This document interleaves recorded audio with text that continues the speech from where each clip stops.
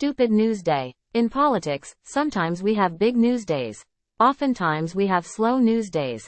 And then other times we have what I call stupid news days. Those are the days where the headlines and the hype explode over stories that aren't actually anything. Thursday turned out to indeed be one of those stupid news days. I've spent the past year urging everyone not to waste their time on this Trump is disqualified from the ballot thing, because it was just never going anywhere.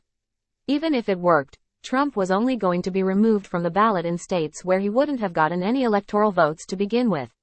And it seems so obvious that the Supreme Court would just turn around and put him back on the ballot in those states anyway. But we still had to sit through a year of hype about this story.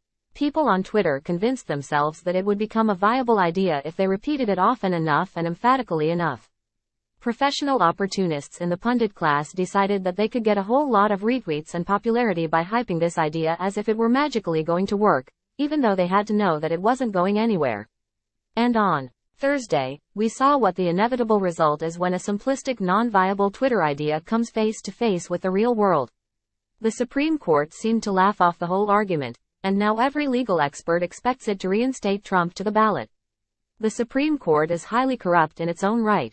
But as I've spent the past year trying to explain, the courts generally don't interpret Section 3 of the 14th Amendment in the way that Twitter does. We saw that in the failed attempt at removing Marjorie Taylor Greene from the ballot. We're seeing it again now with the failed attempt at removing Trump from the ballot. This was just never going anywhere. Of course, we're now seeing the inevitable blame shifting. The people who spent a year hyping this idea, when they knew it wasn't going anywhere, or trying to distract from this by steering everyone's rage toward the Supreme Court itself. Or in some cases they're insisting that the wrong argument was made to the court, and that a different argument would have worked. But this is all just a matter of people covering their backsides. They spent a year getting popular by insisting this non-viable magic wand idea would work, and now that it predictably hasn't worked, they need it to be someone else's fault that they sold you a bill of goods. But this was just the start of the stupid news day. On Thursday afternoon, the final report was released exonerating President Joe Biden for his handling of classified documents. This was always a non-story, and now it's ending like one. There's a lot of drama on social media right now because the person in charge of the investigation took a few personal shots at Biden while exonerating him.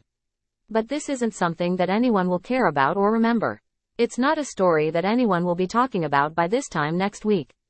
So yeah, it's been an all-around stupid news day so far. The manner in which these two stories are reaching a dead end is a good reminder for us not to get sucked in by dead-end stories to begin with. How much time have you spent over the past year thinking that Trump would be magically removed from the ballot, or fretting that Biden might somehow get in trouble over classified documents? If you spent any time at all on either, that time was wasted. Meanwhile, back in the real world, we have an election coming up. Trump will not be removed from the ballot. But he is about to go on multiple criminal trials, and he'll be a convicted felon before the election. Polling overwhelmingly says that this will devastate Trump's prospects in the general election. He's also increasingly senile. There are serious questions about whether he'll even end up with his party's nomination at the convention.